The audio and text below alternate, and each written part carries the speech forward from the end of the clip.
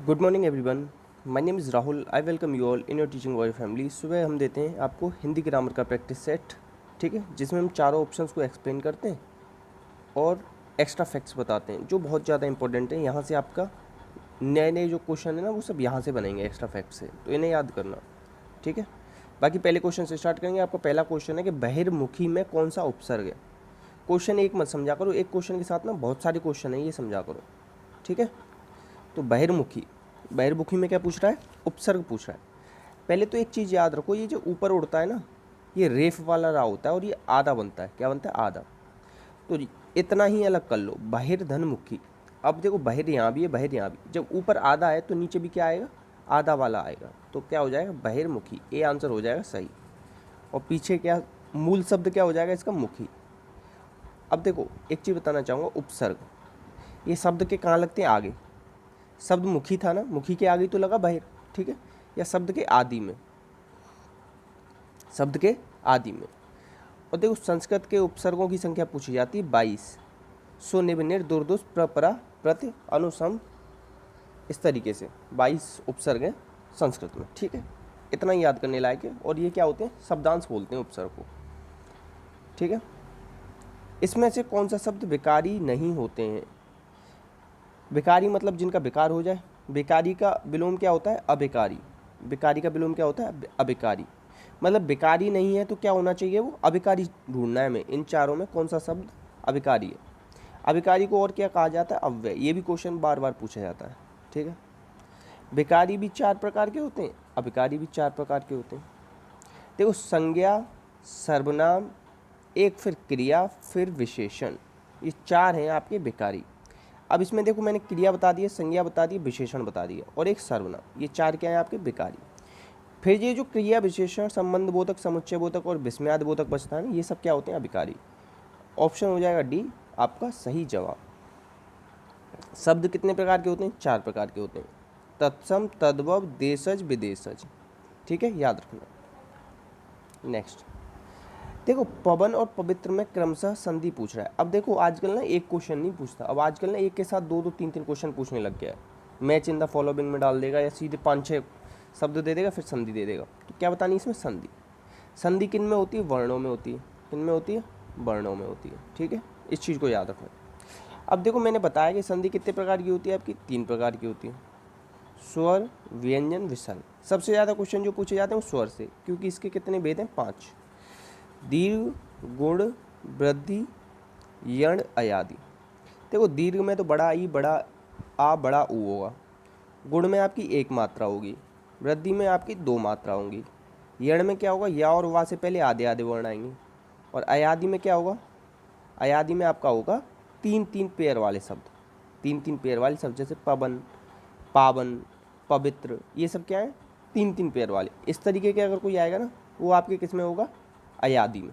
किस में होगा, अयादि में। अब देखो इसका विच्छेद बता दे रहा हूँ, पोधन अन्न और पोधन इत्र, पवित्र, ठीक है। तो इस तरीके से याद रख लेना।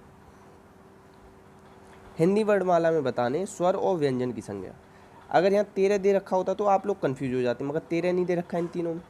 और एक चीज़ मैं आपको बताना चाहूँगा, स्वरों की तो संख्या 11 है। अगर कुल स्वर पूछ ले, कुल स्वर, तो उसमें अयोग व अंग और बड़ी अंग को मिला देते हैं, तब 13 हो जाते हैं। तो अब यहाँ क्या पूछा है, स्वर।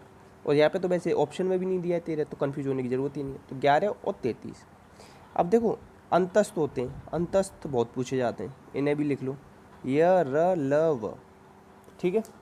और आपके संघर्षी कौन से होते हैं, संघर्षी होते हैं श, श, स, ह, ठीक है। और उच्छिप्त, द्विगुण या नवविकसित ध्वनियाँ, इस तरीके से आएगा, उच्छिप्त, द्विगुण या नवविकसित ध्वनि, नवविकसित ध्वनि। तो ये क्या होती हैं, एक तो डा और ये वाला डा, ये 2 चीज़ें होती हैं, ठीक है।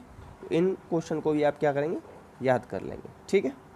और चलो अभी इतना ही काफ़ी है। नेक्स्ट क्वेश्चन, छ ध्वनि किसका उच्चारण स्थान बताना है। छ कहाँ आता है, च, छ, ज, झ, अइया, इस तरीके से आते हैं ना। पहले तो मैं ये बता दूं, जितने भी पंचमाक्षर होते हैं, पंचमाक्षर, ये सब अनुनासिक होते हैं। क्या होते हैं, ये सब अनुनासिक होते हैं, ठीक है। तो अब इसमें छाप का बताना है, तो छा क्या हो जाएगा, ये चा वर्ग कहाँ से बोला जाता है आपका, तालु से बोला जाता है। कहाँ से, तालु से। तो आंसर तो हो जाएगा तालु। और तालु से और क्या बोला जाता है, य श ई, ये 4 और बोले जाते हैं। ठीक है, याद रखना। एक क्वेश्चन बहुत आता है आपका, अल्प प्राण और महाप्राण। अल्प प्राण और महाप्राण, तो किसी भी वर्ग का पहला, तीसरा, पांचवा अल्प प्राण होता है। महाप्राण क्या होता है, महाप्राण होता है दूसरा या चौथा। साथ में एक क्वेश्चन बहुत आता है, अघोष और सघोष। अघोष और सघोष, तो वो अघोष क्या होते हैं आपके किसी भी वर्ग के पहला और दूसरा। सघोष क्या होता है तीसरा, चौथा, पांचवा। जैसे का और खा तो इसमें आएगा, ग घ ण ये इसमें आएगा।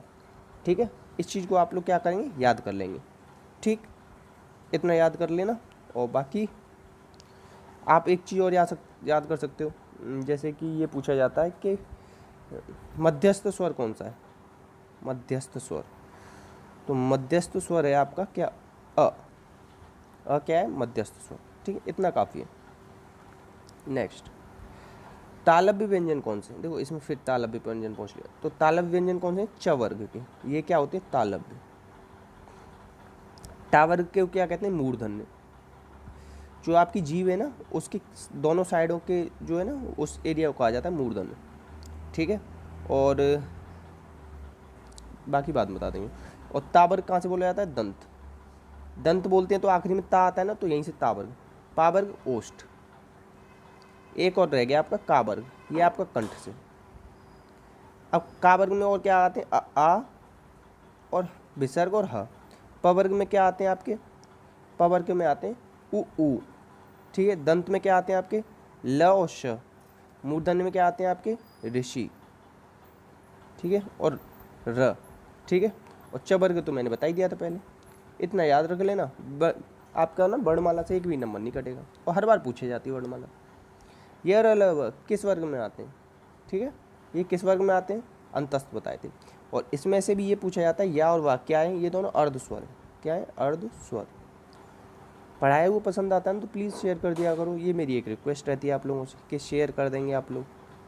ठीक है, रा क्या होता है, ये पूछा जाता है कि लुंठित या प्रकंपित। प्रकंपित दोनों तरह से क्वेश्चन पूछा गया। और ला क्या होता है, पार्श्विक।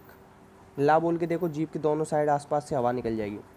ठीक है, नेक्स्ट, अनुनासिक का संबंध क्या होता है, जैसे बोला चांद, ये जो होता है ना, ये अनुनासिक होता है। और केवल एक बिंदी रख दिया मैंने, तो ये से अनुस्वार कहते हैं। क्या कहते हैं, अनुस्वार। तो इसका संबंध किससे होता है, इसका होता है नाक से। और इसका किससे होता है, नाक और मुंह दोनों से। किसका, अनुनासिक का किससे होता है, नाक और मुंह दोनों से। याद रखेंगे। नेक्स्ट, हिंदी की आदि जननी किसे कहते हैं। अगर हिंदी की आदि जननी बोले आपसे, तो आप क्या, देखो पहले और चीज़ बताओ, जब तक आप लोग अपना आंसर इसमें डिसाइड कर लो कौन सा होगा। पाली में किसने सबसे ज़्यादा उपदेश दिए, बुद्ध ने दिए। प्राकृत में किसने दिए, प्राकृत में दिए जैन ने। ठीक है, तो आदि जननी कौन है हिंदी की, संस्कृत। अगर केवल ये पूछ लेता कि जननी कौन है, क्या जननी कौन है, तो कहते हैं आप अपभ्रंश। ठीक है, दोनों चीज़ों में अंतर है, आदि जननी संस्कृत है, जननी आपकी अपभ्रंश है।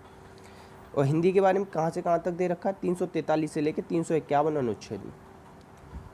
कब कब मनाते हैं हिंदी दिवस, 14 सितंबर को बनाते हैं नेशनल हिंदी डे, और 10 जनवरी को बनाते हैं इंटरनेशनल हिंदी डे। ठीक है, और हिंदी की लिपि कौन सी है, देवनागरी। देवनागरी। ठीक है, इतना याद रखना। ठीक है, और हिंदी कितने स्टेटों में बोली जाती है, 10। ठीक है, हिंदी क्या है अपनी राजभाषा, राष्ट्रभाषा मत करते ना, गलत हो जाएगा आपका। हिंदुस्तान की कोई भी राष्ट्रभाषा नहीं है, हिंदुस्तान की क्या है, राजभाषा है। अच्छा चलो, इंटरेस्टिंग फैक्ट बताता हूँ। क्या बताता हूँ, एक ही बहुत अच्छा फैक्ट याद आ गया कि जैसे हम लोग बोलते हैं ना कि हमारे देश का नेशनल गेम क्या है, हॉकी है। नेशनल गेम क्या है, हॉकी है। ऐसा कुछ हमारी ना उसमें नहीं लिखा हुआ है, जैसे प्रमाणों में नहीं लिखा हुआ है कि हॉकी है। हमारे देश का कोई नेशनल गेम है ही नहीं है। अच्छा लगा होगा सुन के तो लाइक कर देना, और ख़ुद भी सर्च करना कि क्यों नहीं है अभी तक हमारे देश का कोई भी नेशनल गेम। मगर हम क्या मानते हैं कि हॉकी है, लिखा हुआ कहीं नहीं है कि हॉकी है। ठीक है, नेक्स्ट क्वेश्चन, आजीवन शब्द में कौन सा समाज है। देखो समाज से क्या याद आता है, शब्दों में होता है। किस में होता है, शब्दों में। समास का विलोम क्या होता है? व्यास। ठीक है। और एक चीज़ याद रखेंगे कि समास पदों की प्रधानता के आधार पर 4 प्रकार के, वैसे आपके समास हैं 6 प्रकार के। आजीवन में आ क्या आ रहा है? आपका उपसर्ग, या क्या कह सकते हैं? अव्यय। जहाँ उपसर्ग आए, अव्यय आए, या जिस समास का क्या ना हो, कभी भी इसको आजीवन बोल सकते हो, आजीवनो बोल सकते हो, आजीवनो नहीं बोल सकते हो, तो ये क्या हो जाए? गलत। जिस समास का एग्जाम्पल या उदाहरण कभी भी बहुवचन में न बने तो उसे क्या कहेंगे? अव्ययीभाव समास। और जिसका पहला पद या पूर्व पद प्रदान हो तो उसे क्या कहेंगे? अव्ययीभाव। द्वंद्व में क्या होता है? दोनों पद प्रदान होते हैं, माता पिता, बीच में योजक चिन्ह होता है, इसे क्या कहते हैं? योजक चिन्ह होता है, छोटा सा लगता है, या इसकी जगह कभी कभी क्या दे देता है? और। तत्पुरुष समास में ही आपके द्विग समास आता है और कर्मधारय आता है। दूसरा पद या उत्तर पद प्रदान होता है, कारक चिन्हों का यूज करते हैं, कितने? 6। ठीक है। बहुब्रीहि समास में क्या होता है? बहुब्रीहि समास में होता है आपका अन्य पद प्रदान। अन्य पद प्रदान कौन सा? अन्य पद प्रदान। और जितने भी भगवान जी या किसी के पर्यायवाची ना, क्या है? पर्यायवाची, वो सब किस में आते हैं? बहुब्रीहि समास में। ठीक है। आपके 10 क्वेश्चन मैंने करा दिए। कितने क्वेश्चन कराए मैंने आपको? 10 क्वेश्चन विद एक्सप्लेनेशन, तो कम से कम आपके 30 से 40 क्वेश्चन हो गए होंगे। तो आप ये बताना कि 10 क्वेश्चन में से कितने क्वेश्चन आप पे आ गए। अब देखो निम्न में से कौन सा कर्मधारय समास है। अब देखो जिस तरीके से मैं एक्सप्लेन करता हूँ ना, आज चलो मैं देखता हूँ कि आप लोग सीख पाए हो या नहीं। तो कर्मधारय समास बताना, इन चारों ऑप्शंस को एक्सप्लेन करना, कौन सा समास है, समास क्या होता है, कैसे होता है, ये सारी चीज़ें आज आप एक्सप्लेन करके बताओ कमेंट बॉक्स में। मैं आप लोगों से कर रहा हूँ रिक्वेस्ट कि प्लीज़ वीडियो शेयर कर देना, थोड़ा सा ना मोटिवेशन मिलता है। अपना और अपनों का ध्यान रखना। इसी के साथ जय हिंद, जय भारत।